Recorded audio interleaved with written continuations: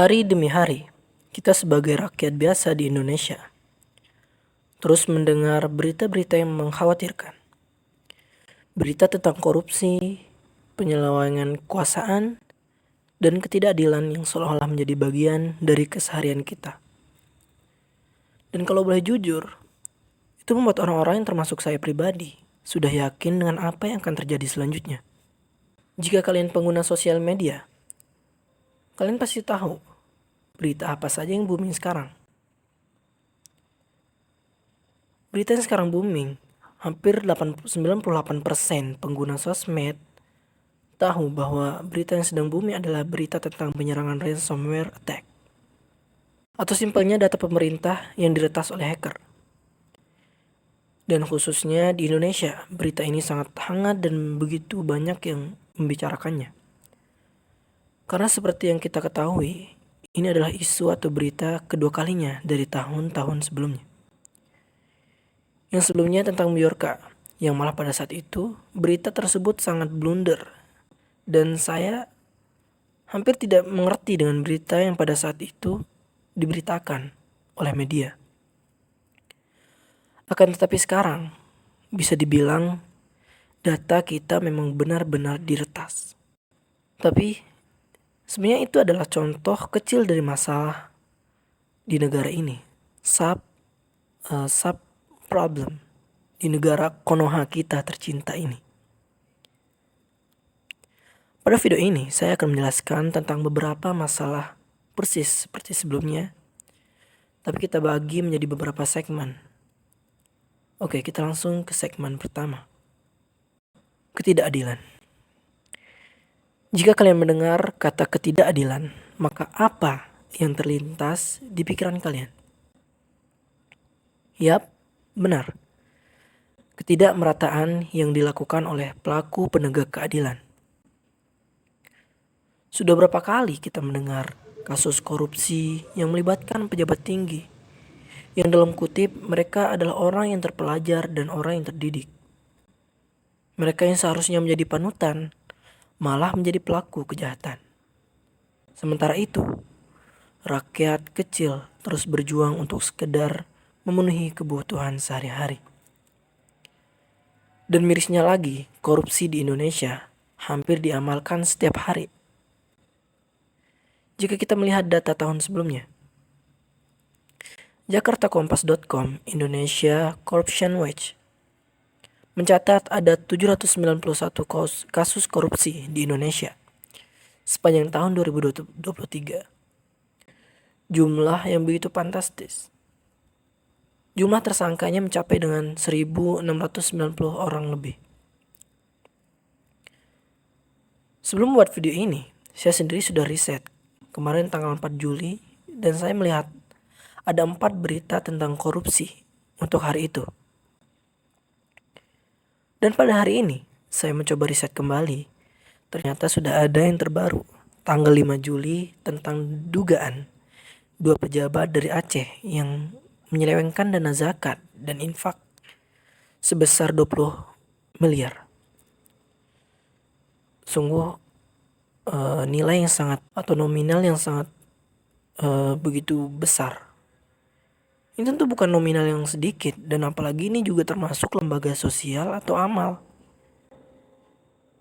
Dan ini untuk segmen pertama. Selanjutnya kita akan menuju segmen kedua, yakni pendidikan.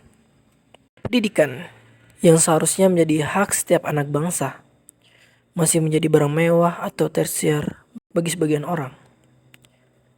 Sekolah-sekolah yang rusak, fasilitas yang minim, dan akses pendidikan yang terbatas masih menjadi pemandangan umum di berbagai pelosok negeri. Ini termasuk kebutuhan yang seharusnya merata ke seluruh lapisan masyarakat. Agar Indonesia yang dijanjikan bisa terwujud. Agar Indonesia emas tidak berubah menjadi Indonesia cemas. Tapi lagi-lagi, ada hadiah dari pemerintah. Ada berita yang sempat viral dari segi pendidikan khususnya, yakni tentang UKT yang naik, khususnya di PTN atau perguruan tinggi negeri.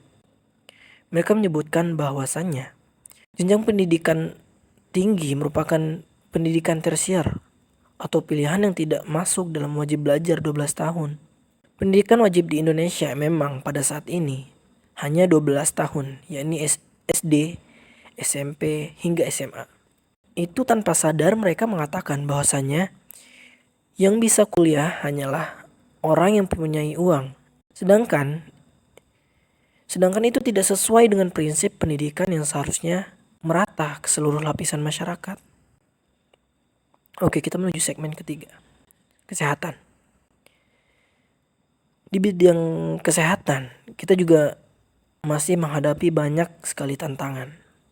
Rumah sakit yang penuh, antrean panjang, dan pelayanan medis yang sering kali tidak memadai. Bagaimana nasib mereka yang tidak mampu membayar biaya pengobatan? Ini juga dampak dari segi ekonomi, sekelas negara Amerika. Saya lansir dari liputan6.com bahwasanya harapan hidup orang miskin di Amerika Serikat, AS, tergolong rendah. Harapan hidup orang miskin di Amerika itu termasuk rendah. Masih melansir di situs yang sama, dari The Atlantic, Rabu 13 April 2016, mereka memberikan korelasi yang paling penting berhubungan dengan perilakunya, terutama merokok, obesitas, dan olahraga.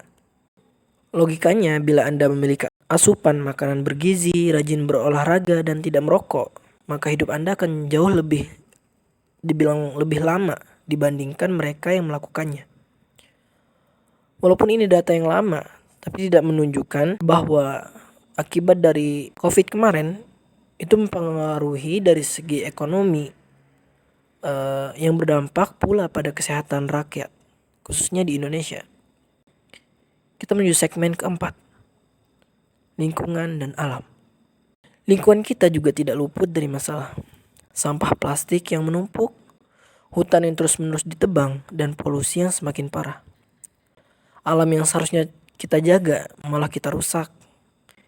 Itu tidak luput dari gerakan per pemerintah yang dinilai kurang dalam menangani hal ini. Walaupun tak sedikit yang mengatakan Indonesia kaya dengan sumber daya alam dan pariwisatanya, tapi juga tidak sedikit pula yang berpendapat sebaliknya. Segmen kelima, harapan dan solusi. Tapi di tengah semua ini masih ada harapan. Banyak dari kita yang tidak tinggal diam. Gerakan masyarakat yang peduli, ini inisiatif positif dari berbagai kalangan dan organisasi. Dan semangat gotong royong yang selalu menjadi ciri khas kita sebagai bangsa Indonesia. Sebagai masyarakat biasa, kita mungkin merasa tidak berdaya menghadapi semua ini. Tapi percayalah, setiap langkah kecil yang kita ambil bisa membawa perubahan. Mari kita terus bersuara, terus berjuang, dan terus berharap. Ini adalah suara dari seorang masyarakat biasa. Suara dari hati yang ingin melihat Indonesia yang lebih baik. Kami dari tim 4A+, tidak ada niat untuk menjatuhkan ataupun merusak nama baik. Tapi kami hanya menyampaikan aspirasi kami di negara demokrasi ini. Mari kita terus bersama untuk Indonesia yang lebih adil, lebih sejahtera, dan lebih indah. Saya narator, terima kasih telah mendengarkan. Sampai jumpa di video selanjutnya. Terima kasih.